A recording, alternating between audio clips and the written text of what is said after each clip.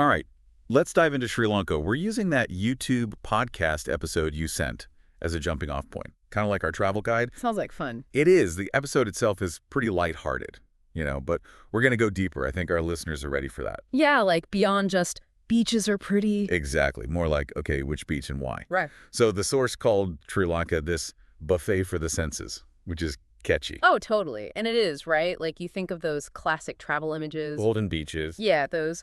But also the mountains, the tea plantations, almost too perfect to be real. And then you've got ancient temples thrown in the mix. It's a lot to take in. Definitely diverse. One thing that stuck with Emmy from that podcast was the train ride they described. From Kandy to Ella. Oh, yeah. They compared it to the Hogwarts Express, didn't they? That part was funny, but what really got me was their description of the smells. Eucalyptus and Ceylon tea mixing together as you're winding through the hills. That's a whole other level of travel experience. I can almost smell it now. And that train line itself is pretty incredible, The main line, built by the British back in the 1800s. Tunnels, viaducts, the whole deal. And that brings us to Sigiriya. The episode mentioned that too. Indiana Jones meets CrossFit, they said. Haha, right. That's one way to put it. But seriously, think about it.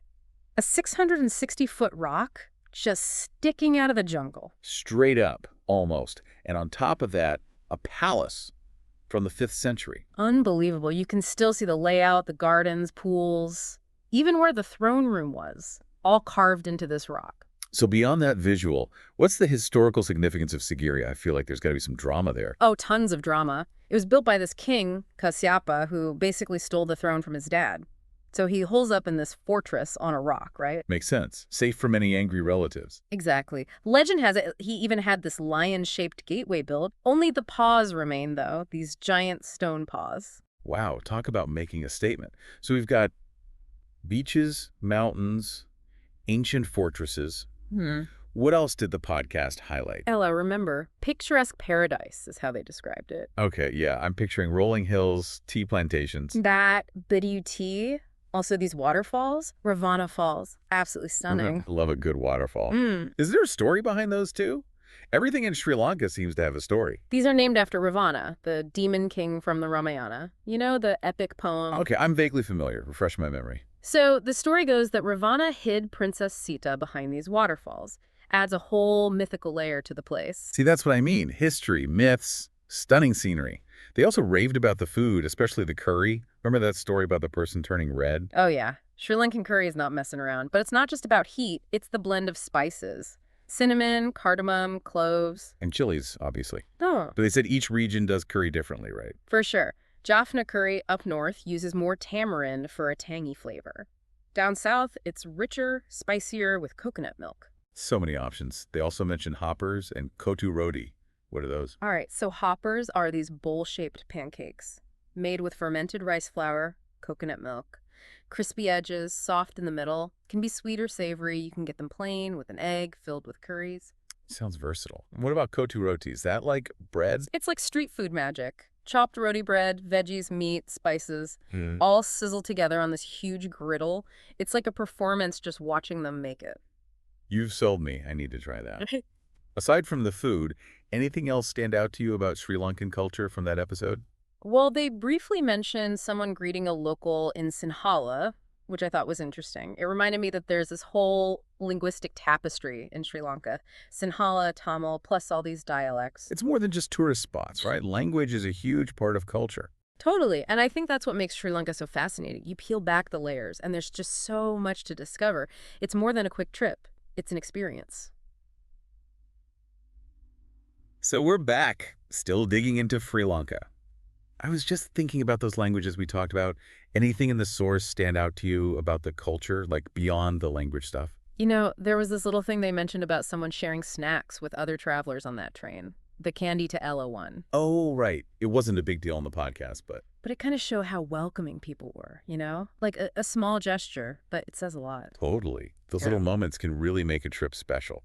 Makes you want to experience that firsthand. Definitely. And the source did mention temples, especially with Sigiriya being this old fortress. Made me think about Buddhism in Sri Lanka. It's a big part of life there, right? Huge. They even called some temples older than bad jokes. Uh-huh. Yeah, they did. But I'd love to know more about how Buddhism shapes Sri Lanka. It's not just temples, is it?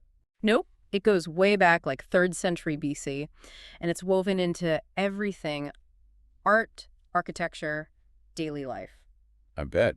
The source mentioned the Temple of the Tooth, but I don't really know anything about Oh, it. it's a big deal. UNESCO World Heritage Site, even. It's in Kandy, and they believe it houses an actual tooth relic of the Buddha. Seriously? Wow. So like a pilgrimage site for Buddhists. Exactly. And the architecture is stunning, too. So it's history, spirituality. It's adding so much more to my mental picture of Sri Lanka. And what about festivals? Did the source mention any festivals? They briefly talked about one with elephants. Didn't give too many details, though. Elephants, huh? I'm picturing something really colorful and lively. You're thinking of the Isala Perihera. It's in Kandy every summer, July or August. Huge processions, dancers, musicians. And elephants all dressed up, I bet. Oh, yeah, decked out.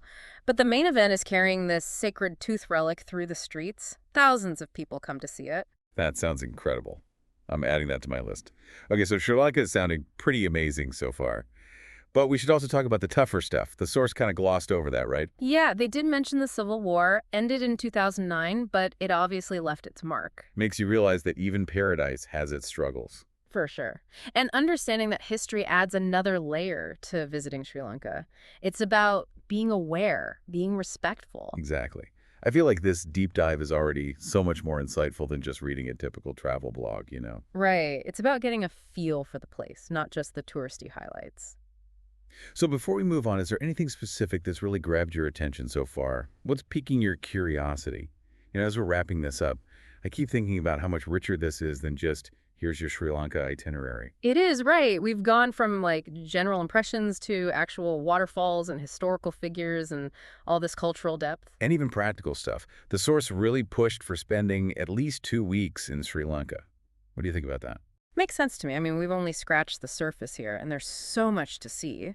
Trying to cram that into a few days would be... Overwhelming, for sure. You just be checking boxes, not really experiencing anything. Exactly. And they also talked about packing versatile clothes, which again makes sense given the different climates you'll encounter. You've got beaches, mountains, cities. And temples, don't forget. So maybe lightweight layers would be smart. Oh, definitely. Something breathable for the humidity, something warmer for those higher elevations, and maybe a scarf or shawl. Oh, good point. For temples, but also just for sun protection. Yeah. Versatile, like they said. Exactly. Speaking of practicalities, they also mention negotiating tuk-tuk fares, which it seems small, but it can make a difference. It's about being a respectful traveler, right? Knowing the local customs, not getting ripped off. Totally. Like that sunscreen tip, too. Simple stuff, but it can save you a lot of hassle. So wrapping up, if someone's listening to this, thinking about Sri Lanka, what's the one thing they should really keep in mind? I'd say use the source as inspiration, but don't be afraid to go beyond it. Sri Lanka has so much more to offer than just the top 10 lists. Right, like go off the beaten path a bit. Exactly. Find a local market, a hidden temple.